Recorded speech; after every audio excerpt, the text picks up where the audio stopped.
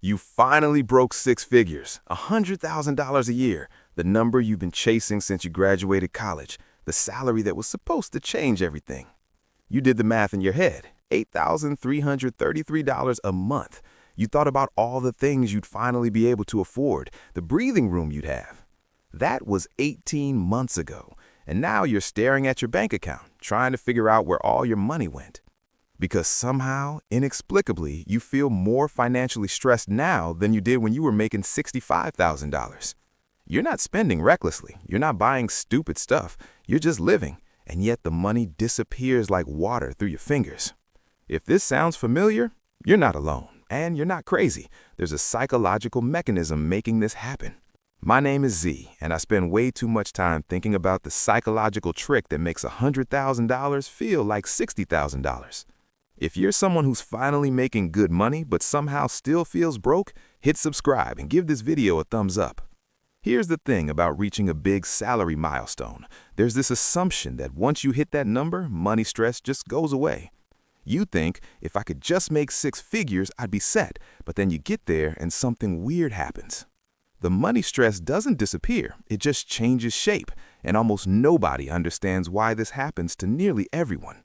A study found that 72% of Americans feel stressed about money, but that percentage barely changes between $50,000 and $125,000 earners. How is that possible? The answer is what I call lifestyle inflation amnesia, and it's destroying your wealth quietly. When you were making $60,000 a year, your take-home was about $3,750 a month. Your rent was $1,200. You were careful. After everything, car, insurance, groceries, utilities, you had maybe $600 left over. It was tight. You thought about every purchase. But here's the key. Your brain adapted to that constraint. It built a mental model. It created guardrails around your spending. Then you get the promotion. Suddenly you're making $100,000. After taxes, you're taking home about $6,000 a month. That's $2,250 more per month than before. Massive increase, life-changing money, or at least it should be. Except here's what your brain does. Within about 6 months, it recalibrates. It forgets what the old normal was. This is called hedonic adaptation, but it's deeper than that. Your brain actively rewrites your memory of what you used to spend. You move to a $1,900 apartment, nicer area, more space, better amenities. The math makes sense. It's only 32% of your income. But within 6 months, your brain doesn't register that $1,900 apartment as an upgrade. It registers it as baseline normal now. Now look, let's actually run the numbers on what happens when you go from $60,000 to $100,000. Your housing goes up $700, new car payment adds $520, insurance up $80, food up $400, subscriptions add $85. Shopping increases $250, vacations add $165 per month averaged out. Add it all up, $2,200 per month in new expenses. You increased your income by $2,250 per month. Your lifestyle expenses increased by $2,200. You have $50 more than before.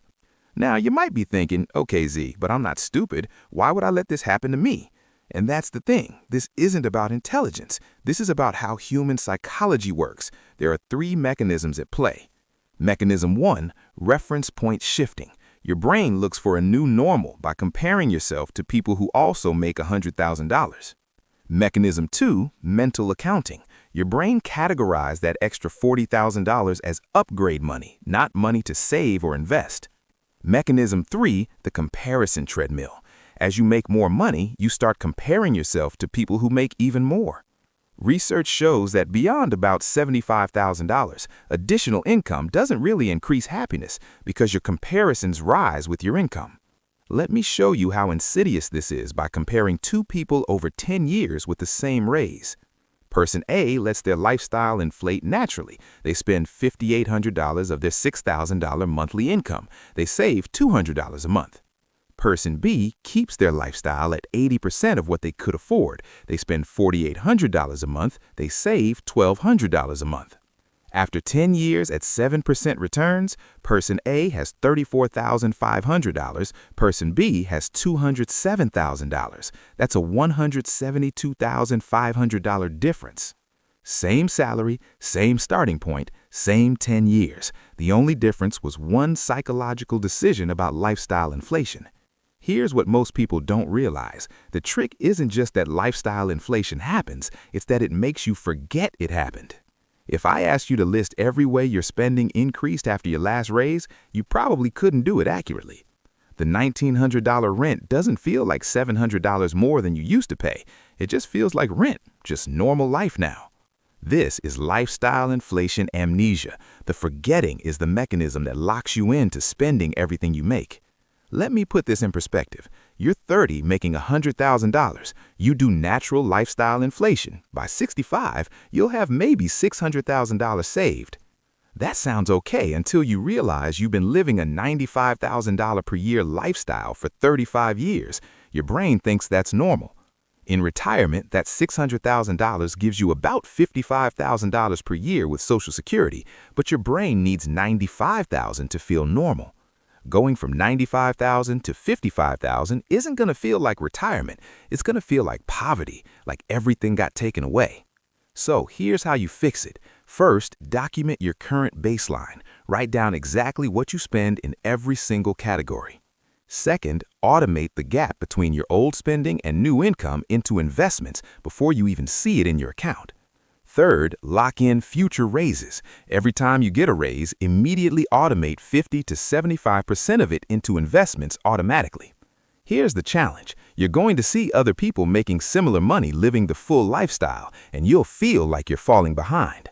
But most of those people are broke. They look successful, but if you could see their net worth, you'd be shocked at the reality. Imagine two versions of yourself at 55. One lived the normal inflation path, one fought against it. Same salary, totally different lives. Version A looks successful but is stressed constantly. Version B has freedom, options, peace of mind. Which do you want to be? Here's the thing about this psychological trick. It's not a bug in your brain. It's a feature that gets hijacked by consumer culture. The lifestyle inflation never stops. The hedonic treadmill just keeps running. The only way to win is to step off the treadmill entirely. It's uncomfortable, it goes against what everyone around you is doing, but it's the only path to actual financial freedom right here. If this video made you realize where your money's actually going, hit the like button and subscribe for more finance content that cuts through the BS. Drop a comment and tell me, what's one lifestyle inflation expense you're going to reverse? I'm Z. Thanks for watching. See you next time.